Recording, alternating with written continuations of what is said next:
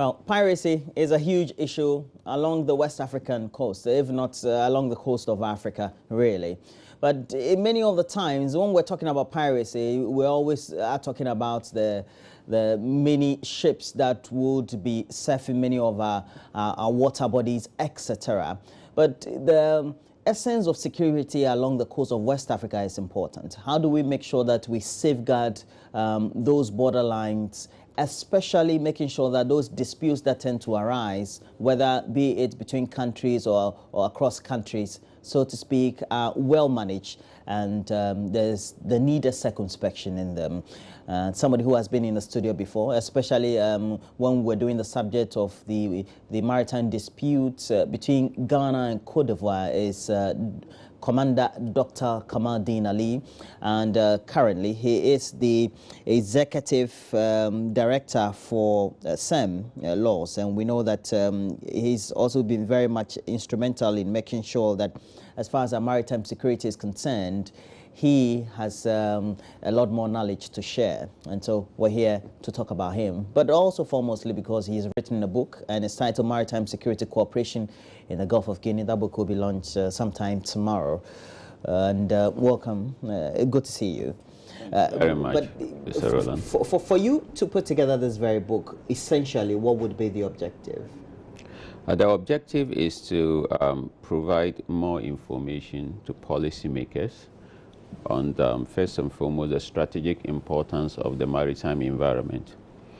We have generally still we have very limited understanding of the essence of the maritime environment.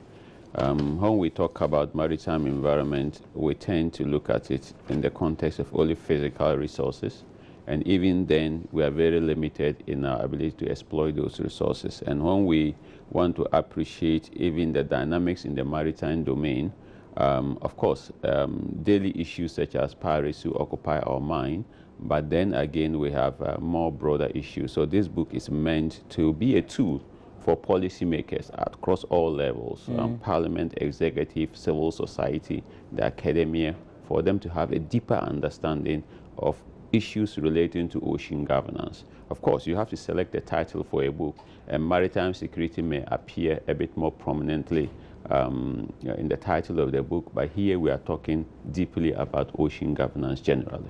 How has your work at the Center for Maritime Law and Security Africa greatly given you the impetus to foremostly put together your thoughts and the needed academic knowledge translated into the literature that we're going to have, which will be adult, of course, tomorrow? Yeah, certainly it's both ways. I've worked in the maritime area for a very long time, for over 15 years in terms of academic work and research in the area and policy analysis, and that is what is available to CEMLAWS. That's the Center for Maritime Law and Security Africa. At the same time, the center itself is a platform for engaging with the public, both local and external. And we do our work in three essential areas: policy analysis, research, and then capacity building. When we are talking about maritime disputes, for us in Ghana, we'll say we have disputes with Cote d'Ivoire, but we've had precedents like the dispute between Cameroon and Nigeria of the Bakassi Peninsula, and the other ones we've had in the Americas, etc. How have some of those disputes led to a certain mindset? In a way, there's one formulation of policies, two also regulations or laws to perhaps govern the way some of these disputes are adjudicated.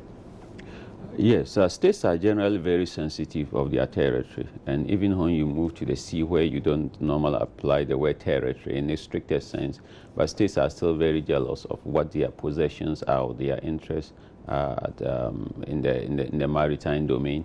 So that tends, so wherever there is dispute, whether potential or one that is fully blown, there is always a tendency that it can affect the cooperation of states, and it can affect the overall governance frameworks that could be put in place among states. So that is just not something that is in our sub-region, but it is also a fact that is across the world. In delimiting borders and frontiers, so to speak, it becomes crucial, especially in an age where we say oil is important. Of course, we don't have to mind whether the prices are low on the commodities market or not, but it's still crucial for many countries as well, because it forms a fulcrum around which their economies tend to develop. When some of these disputes are coming, and we have a hindsight with some of the cases that have transpired, how does that inform the way we tend to do the arbitration for countries that tend to say they have disputes, and the way they have to manage their resources within a certain maritime frontier?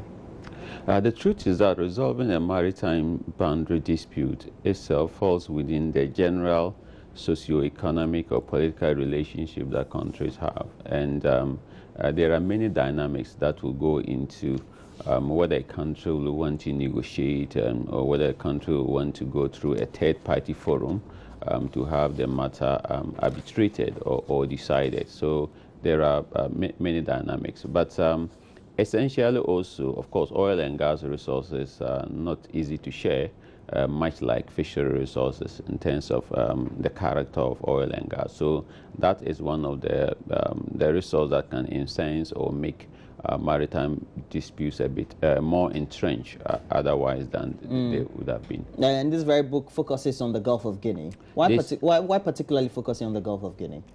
First of all, within the Gulf of Guinea, there is lack of knowledge on maritime issues. So I needed to select a region and to focus on. And so it is something that is of essence to countries across the sub-region.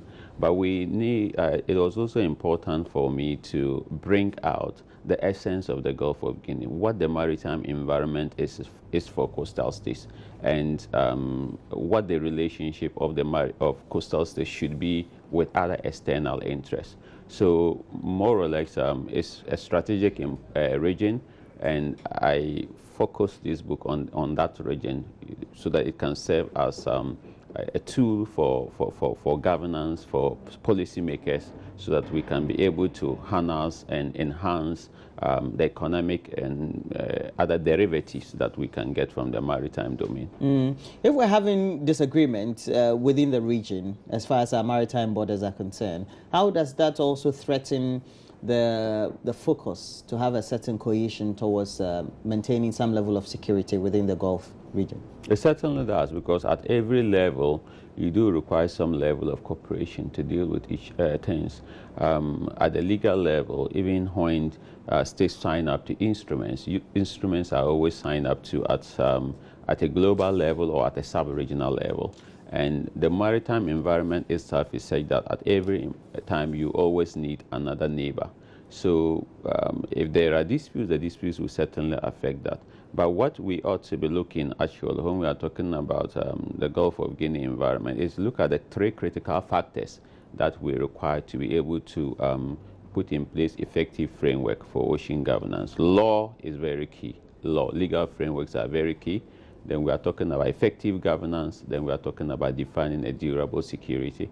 And those are the things that are reflected in this book that is being launched tomorrow. Do you talk about perhaps ownership in terms of state, private ownership, perhaps in as far as the maritime concessions are concerned?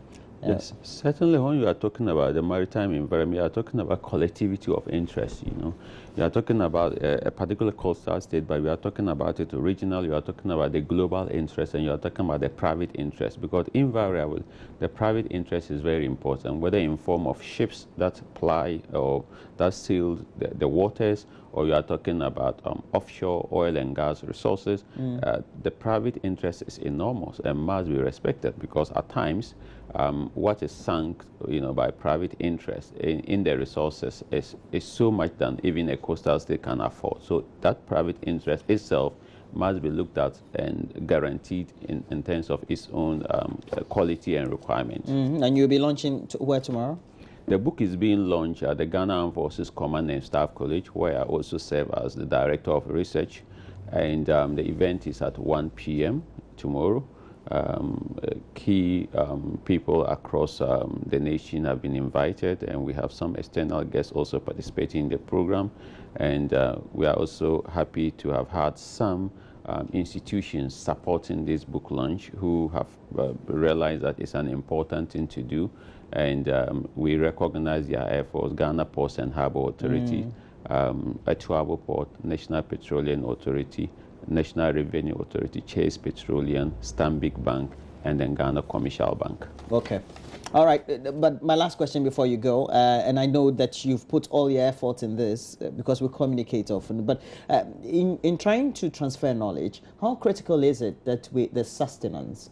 Because we don't tend to have a lot more of the foremost institutions that will do training and transfer of knowledge, unless, of course, you have to go outside and train and all that. No. Yes, and that is very critical across our national space. And as much as we have other traditional institutions that can do bits of this, we need especially a policy-focused approach to this. And that is one of the reasons why we, for us, having the Center for Maritime Law and Security, and that is the work that we do there.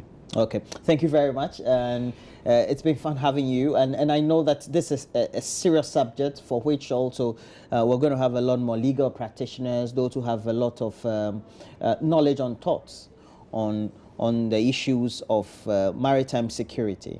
Now, you are launching this very book. The book is titled, it's here, I just have to show it to you, Maritime Security Cooperation in the Gulf of Guinea, Prospects and Challenges. But that will be for it now. And Commander Dr. Atani Delali, thanks for joining us this morning. We're taking a break. When we come back, we're talking about afforestation.